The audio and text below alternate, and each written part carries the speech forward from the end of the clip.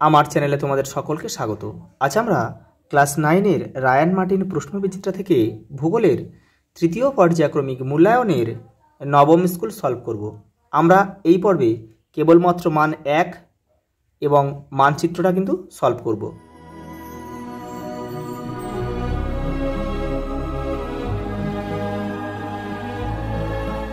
দেখো, প্রথম প্রশ্ন দেখো, পৃথিবী তার অক্ষের উপর আবর্তনের জন্য তার আকৃতি হয়েছে উপবৃত্তাকার। পরেরটা দেখো, বৃহস্পতির উপগ্রহের সংখ্যা কতগুলি? 67টি। ভারতের প্রমাণ সময় দ্রাঘিমা রেখাটি হলো দেখো 82 ডিগ্রি 30 মিনিট পূর্ব, যেটা কিন্তু এলাহাবাদের প্রয়াগরাজের উপর দিয়ে বিস্তৃত হয়েছে। নিশীথ সূর্যের দেশ বলা হয় নরওয়ের হ্যামারফেস্ট বন্দর। এই যে নরওয়ে। মহীভাবক আলোড়ন ভূপৃষ্ঠে ক্রিয়া করে উল্লম্বভাবে, মানে উপর নিচে।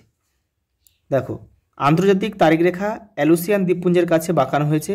দেখো, 7 ডিগ্রি পশ্চিমে বাঁকানো হয়েছে। একটি অবনত সমভূমির উদাহরণ হলো তুরানের নিম্নভূমি। আবহবিকার শব্দটি প্রথম ব্যবহার করেছিলেন জি.কে. গিলবার্ট। ডিজাস্টার কথাটির অর্থ হচ্ছে অশুভ তারা। পরেরটা দেখো, পশ্চিমবঙ্গের মালভূমি অঞ্চলের যে নদীটি বঙ্গোপসাগরে পড়েছে তা হলো সুবর্ণরেখা। সরাসরি কিন্তু বঙ্গোপসাগরে গিয়ে পড়েছে।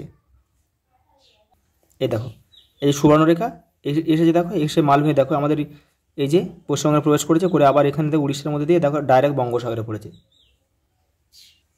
পরেরটা দেখো, এনটিপিসি একটি তাপবিদ্যুৎ সংস্থা। পরেরটা দেখো, আর এই এনটিপিসি স্থাপিত হয় কবে? 1975 সালে। এটা কিন্তু পরীক্ষায় আসে। দেখো, পরেরটা দেখো, রৈখিক স্কেলের বাম দিকের অংশটিকে কি বলা হয়? গৌণ বিভাগ। কুলিক পাখিরালয় কোথায় অবস্থিত? রায়গঞ্জে, উত্তর দিনাজপুরে। গুরু মহিষিনী আকরিক লৌহখনিক অঞ্চল অবস্থিত কোথায়? উড়িষ্যা রাজ্যে। পরেরটা দেখো, একই অক্ষরেখার বিভিন্ন স্থানে ভিন্ন সময়ে সূর্যোদয়, মধ্যাহ্ন ও সূর্যাস্ত হয়। পৃথিবীর নিরীক্ষীয় ব্যাস ও মেরু ব্যাসের মধ্যে পার্থক্য 43 কিলোমিটার। তবে 1 ডিগ্রি দ্রাঘিমার পাঠ থেকে সময় পার্থক্য 4 মিনিট। দেখো, পরেরটা রয়েছে কি? দেখো, ইউরেনিয়াম পারমাণবিক শক্তির প্রধান কাঁচামাল। রাঢ় শব্দের অর্থ হচ্ছে পাথুরে জমি বা ভূমি। পুস্তক আকারে প্রকাশিত মানচিত্রকে অ্যাটলাস বলা হয়। মকাইবাড়ি চা শিল্পের জন্য অত্যন্ত বিখ্যাত। পরেরটা দেখো, নিম্নলিখিত বাক্যগুলি শুদ্ধ হলে পাশে সু এবং অশুদ্ধ হলে পাশে অ। ঠিক যেমনভাবে নির্দেশ দেওয়া আছে ঠিক তেমনভাবে লিখবে। তোমরা যদি সত্য মিথ্যা লেখো তাহলে কিন্তু তোমাদের কেটে দিতেও পারে। সেই জন্য ঠিক যেমনভাবে নির্দেশ দেবে তেমনভাবে করবে। স্যাটেলাইট, দেখো স্ট্যালাকটাইট চুনাপাথরযুক্ত অঞ্চলে দেখা যায়, এটা শুদ্ধ। সকল দ্রাঘিমা রেখায় অর্ধবৃত্ত, এটাও শুদ্ধ। দেখো, পৃথিবীর অক্ষটি নিজের কক্ষতলের উপর লম্ব অবস্থায় 23.5 ডিগ্রি কোণে হেলে থাকে, এটাও শুদ্ধ। পরে দেখো, এবার রয়েছে দেখো, গ্যাসোলিনের সাহায্যে বিমান চালানো হয়, এটা অশুদ্ধ। সিকিমের চা স্বাদে ও গন্ধে অতুলনীয়, এটা অশুদ্ধ হবে। এটা হবে কি বলতো? এটা দার্জিলিং হবে। মৌজা মানচিত্র বৃহৎ স্কেলের মানচিত্র, এটাও শুদ্ধ। টয় ট্রেন রয়েছে দার্জিলিং শহরে, এটাও শুদ্ধ। পরেরটা দেখো, একটি বা দুটি শব্দে উত্তর দাও। পৃথিবীর ছাদ কাকে বলে? পামির মালভূমিকে। দেখো, ভারতের একটি পলিগঠিত সমভূমির নাম কি? গঙ্গা ব্রহ্মপুত্রের বদ্বীপ সমভূমি। দেখো, জিওট শব্দটি প্রথম ব্যবহার করেন কে? দেখো, জোহান বেনেডিক্ট লিস্টিং। একটি সামাজিক সম্পদের উদাহরণ দাও। বিদ্যালয়। পরে দেখো, গ্রীষ্মকালে পশ্চিমবঙ্গের কোন অঞ্চলে লু প্রবাহিত হয়? মালভূমি অঞ্চলে। আরএফ কথাটির অর্থ কি? দেখো, রিপ্রেজেন্টেটিভ ফ্র্যাকশন। দেখো, কোন নদীর মাধ্যমে তরাই ও ডুয়ার্স ভাগ হয়েছে? তিস্তা। পরেরটা দেখো, একটা স্তম্ভ দিয়েছে, তোমরা কিন্তু এটা কিন্তু তীর চিহ্ন দিয়ে কিন্তু মেলাবে না কেউ। দেখো, রেগোলিথ কী হবে? মৃত্তিকা হবে। তাহলে এখানে আমরা 1 লিখবো রোমান হরফে। ব্যারেন একটা আগ্নেয় পর্বত, যেটা আমাদের আন্দামান নিকোবরে কিন্তু অবস্থিত।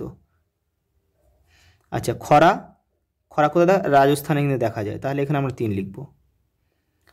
আর সম্পদের কার্যকারিতা হচ্ছে তত্ত্বর কে করেছিল? দেখো, জিমারম্যান, তাহলে এখানে আমরা 4 লিখব। দেখো, এবার ম্যাপ পয়েন্টিংটা দেখে নাও। দেখো, এই যে তোমাদের ম্যাপ, এখানে তোমরা প্রথমে নাম, ক্লাস, সেকশন আর রোল লিখবে। আর ম্যাপ পয়েন্টিংটা কিন্তু তোমরা এটা পেনে লিখবে উপরে, আর এটা কিন্তু সব পেন্সিলে করবে। আমি তোমাদের ভিডিওটা পরিষ্কারভাবে বোঝানোর জন্য কিন্তু দেখো পেন দিয়ে করলাম, তোমরা কিন্তু পেন্সিলে অবশ্যই করবে। দেখে নাও, দেখো প্রথমে কী দিয়েছে, দেখো অযোধ্যা পাহাড়। দেখো এই যে পুরুলিয়া জেলার একদম ঠিক এই যে নিচের দিকটার অবস্থা, দেখো অযোধ্যা পাহাড়, এই যে এটা হচ্ছে অযোধ্যা পাহাড়। দেখো দুইটা কী দিয়েছে, দেখো দুইটা দিয়ে ম্যানগ্রোভ অরণ্য, পশ্চিমের একদম দক্ষিণবঙ্গে অবস্থিত। দেখো যেটা হচ্ছে পুরোটা হচ্ছে ম্যানগ্রোভ অরণ্য, দাগ নামা দেবে, নামটা লিখে দেবে। সুবর্ণরেখা নদী, দেখো মালভূমি অঞ্চল থেকে উৎপন্ন হয়ে পশ্চিমবঙ্গের ঠিক বাইরে থেকে গিয়েছে। দেখো এই যে তীর চিহ্ন কিন্তু অবশ্যই দিতে হবে, নাহলে কিন্তু তুমি এখানে এটা কেটে দেবে কিন্তু, মানে নদীটা কোন দিক থেকে কোন দিকে যাচ্ছে সেটা বোঝাতে হবে। দেখো এই যে ঝাড়খণ্ড উড়িষ্যার উপর দিয়ে এসে দেখো আবার পশ্চিমবঙ্গের মধ্যে প্রবেশ করেছে, ফের উড়িষ্যা, আর এই যে এখানে হচ্ছে তোমাদের এই যে বঙ্গোপসাগর এখানে এসে পড়েছে। পরেরটা দেখো, দেখো পরেরটা কী দিয়েছে, দেখো চা উৎপাদক অঞ্চল, দক্ষিণ একদম উত্তরবঙ্গে চলে যাও। দেখো দার্জিলিং, এখানে দার্জিলিং রয়েছে, এটা রয়েছে তোমার হচ্ছে কালিম্পং, এখানে কিন্তু চা প্রচুর পরিমাণে উৎপন্ন হয়। তুই এই জায়গাটা শুধু জাস্ট দেখিয়ে দেবে, হয়ে যাবে। চারের দাগে দেখো চা উৎপাদক অঞ্চল।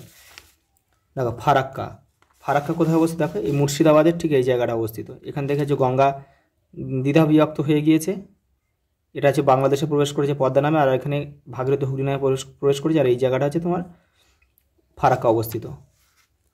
পরেরটা দেখো দুর্গাপুর, পশ্চিম বর্ধমানে অবস্থিত, লৌহ ইস্পাত শিল্পকেন্দ্র, এই যে এই জায়গাটায়।